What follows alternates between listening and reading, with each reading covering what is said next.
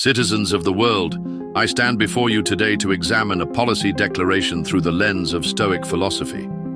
This declaration, with its focus on tariffs and trade reciprocity, invites us to consider what truly lies within our control and what does not. Epictetus reminds us in the Enchiridion, "There are things which are within our power, and there are things which are beyond our power." The economic relationships between nations, like all external affairs, are complex matters not fully within any single nation's control. Consider first the nature of trade itself. When nations exchange goods, they create relationships that transcend mere economic transactions. As Seneca observed, nothing, whether public or private, is stable. The destinies of men, no less than those of cities, are in a whirl. The policy before us seeks stability through control, yet the Stoic recognizes that true security comes not from external protections but from internal virtue.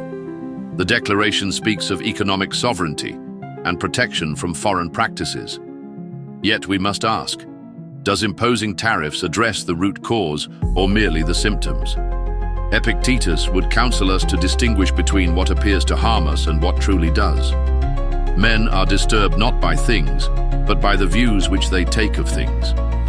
Trade deficits, which this policy aims to correct, are neither inherently good nor evil. They are indifferent things, adiaphora, whose value depends on how we use them. The Stoic perspective asks not whether a trade relationship is balanced in monetary terms, but whether it contributes to human flourishing and virtue. The policy speaks of taking back and protection, language that reveals an aversion to certain outcomes. Yet Epictetus teaches, demand not that events should happen as you wish, but wish them to happen as they do happen, and you will go on well. This is not passive acceptance, but rather a recognition that our true power lies in how we respond to circumstances. Seneca reminds us, let us therefore act in all our plans and conduct, just as we are accustomed to act whenever we approach a huckster who has certain wares for sale. Let us see how much we must pay for that which we crave. What price do we pay for economic protection?